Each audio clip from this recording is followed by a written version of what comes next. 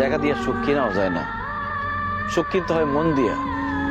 সুখ আসে কলিজা থেকে, সুখ আসে কলিজা থেকে।